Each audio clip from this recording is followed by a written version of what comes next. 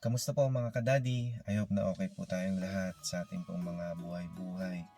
Anon po sana yung ginagawa natin ngayon. Sana po nasa maayos po tayong sitwasyon. At habang pong naghihintay ako sa uwian ng aking pong panganay na anak, ay kwentuhan muna po tayo kung may time kayo sa pakikinig. Kung hindi nyo naman po na itatanong, ang aking pong panganay na anak, siya po ay nabansagang Rainbow Baby. Rainbow Baby after na makunan po ang aking asawa noon. After a year, binigyan po kami ng isang napakagandang blessing muli ng ating pong Panginoon.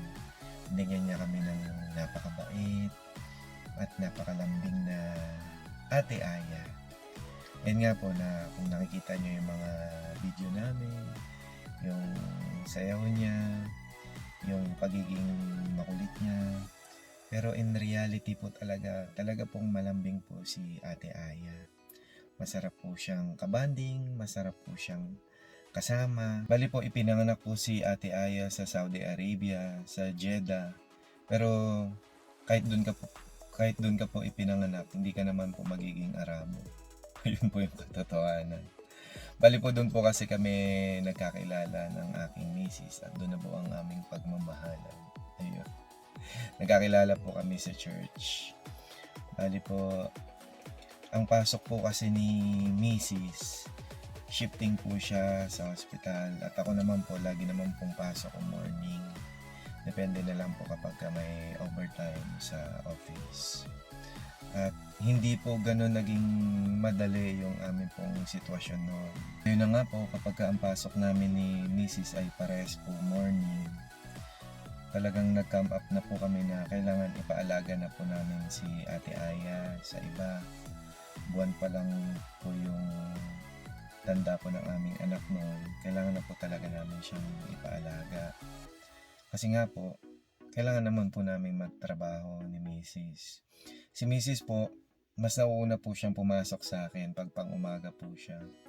At ako po talaga yung maghahatid sa mag-aalaga po sa kanya. Kaya madalas po talagang malalate ako sa office kapag papasok na po ako. Pero po, wala naman po ako magawa. Hindi ko naman po kailangang madalian ng pagdadrive papunta sa paghahatiran ko kay Ate Aya at papunta rin sa work ko. Talaga pong medyo napalaban po ako nung mga time na yun. Pero masaya naman at thankful naman ako kasi nagawa naman namin yung ganung sitwasyon. At ayun na nga po, sa tuwing ihahatid ko po si Ate Aya sa mag-aalaga po sa kanya, nahihirapan po talaga ako pagka iiwan ko na po siya. Tapos makikita mo yung anak mo na iiyak, maghahambol sa'yo. Parang ayaw mo na rin pumasok eh. Kasi iba po talaga yung pakiramdam kapag yung anak mo ganun, yung naghahambol sa'yo. Pero wala naman po akong magawa. Kailangan ko po talagang ihatid siya. Kailangan ko po talagang iwan siya doon kasi kailangan ko pong magtrabaho. Kailangan po namin magtrabaho ng aking asawa. At tumagal po yung ganun na sitwasyon namin. Pero po hindi po talaga ako nasanay. Kasi nahirapan po talaga ako. At nung time na yun, ang pinakagusto kong oras, yung uwian na. Yung tapos na yung trabaho ko. Kasi susunduin ko na po siya. Lagi po akong excited na ganun na sunduin ko si Ate Aya. Yung kapag yung nandun na ako, yung makikita ko siya, happy na siya kasi nandito na si Daddy. Ang sarap po sa pagiging daddy yung mga ganong pagkakataon. Magdadalawang taon din po yung ganun pong sitwasyon namin. 2019 po yun, nagplan po kami mag-exit. Mauna po kaming mag-ama. Kasi po, di ba po pinapaalagaan po namin si Ate Aya sa iba. So ayaw po namin na bakit po dumating yung time na mahawa po yung anak namin.